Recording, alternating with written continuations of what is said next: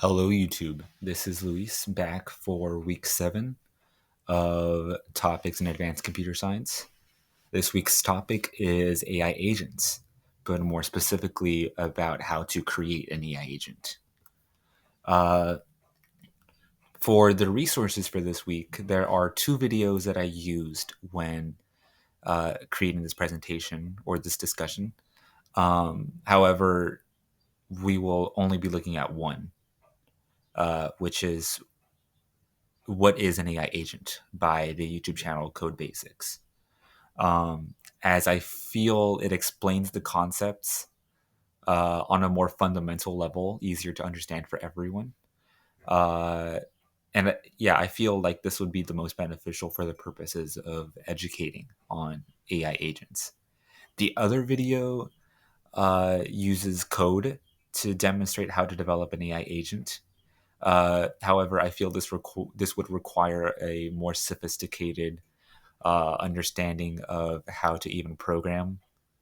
Uh, so, um, I don't think I would be referencing it as much.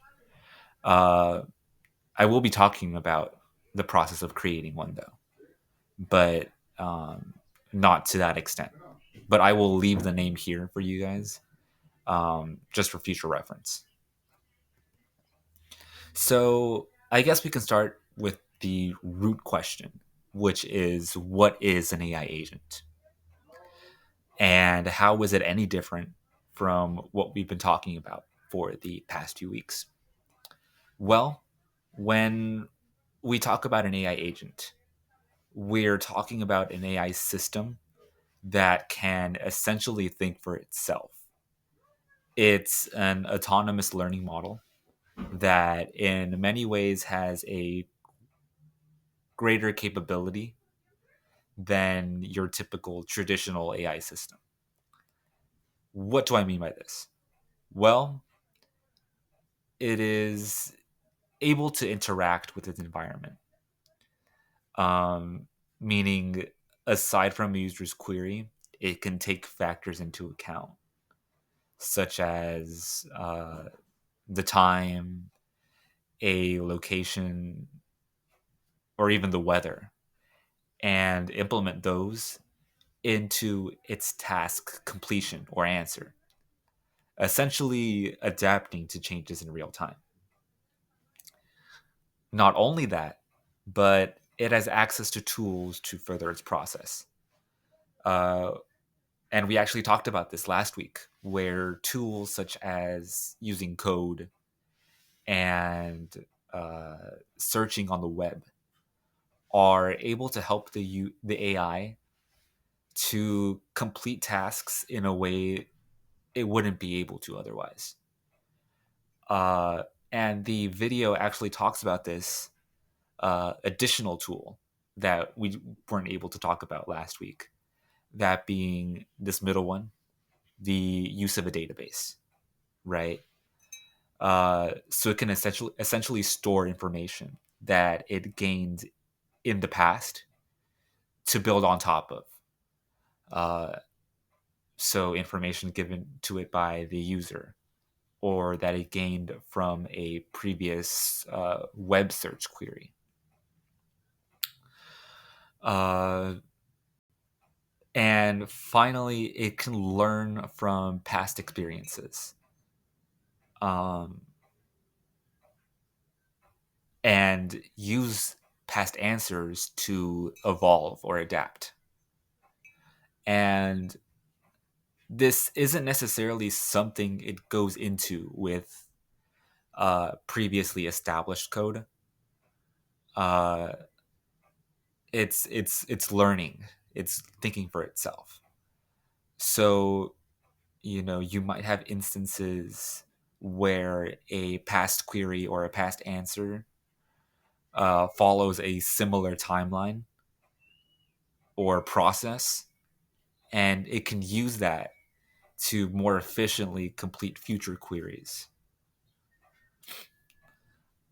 Um, and yeah, I think that's essentially what distinguishes an AI agent from, your traditional AI systems that we've been talking about for the past few weeks. Um, and now we get into the topic of, you want to develop an AI agent, but, what should you know before starting such a project? Well, firstly, you need to make your objective clear. What is the primary goal of your agent, and what tools are you giving it to achieve that goal? If an agent is, you know, purely something to provide search results, so like a search driven AI agent, um, you're giving it that objective to answer questions with a web search query. And you can also uh, give it some limitations, right? Uh, for topics it shouldn't be responding to. Essentially, you're giving it a task, giving it some set of parameters or limitations, and then also giving it the proper tools to complete such a task. You should also be giving it the adequate amount of data so that it doesn't go into what we talked about previously, uh, which is a hallucination or a kind of misshapen identity based on the lack of data. Uh, what data pools should I be pulling from when answering a query, and where should future data go once it completes one? And lastly, understanding the need for repeated testing. This is, after all, an AI learning model, and it doesn't always work as expected the first time. So you should be ready to continuously test and evaluate the effectiveness of your agent and make adjustments and improvements based on the results of these tests. Okay, so now we know what the end results of our AI agent will be. But now you have to figure out how you're going to build this agent. And from what I understand, there are two possible routes you can take when uh, when creating such a system, um, or more specifically, the platforms you'll be using. Um, and these two possible routes include code and non-code platforms. Um, they either implement your own code or use previously established codes and kind of alter them to fit your specific needs. And as is with everything, um, one is beneficial than the other for a variety of needs. um, you should first figure out how complex your project will be, what your skill level is, and what resources you'll need to complete the project. uh, I guess we can start with the code one first. um, Ideally you should use a code-based platform if you have a better understanding of the process, if you want greater flexibility, um, and how the agent operates, and like the personalization of the AI agent,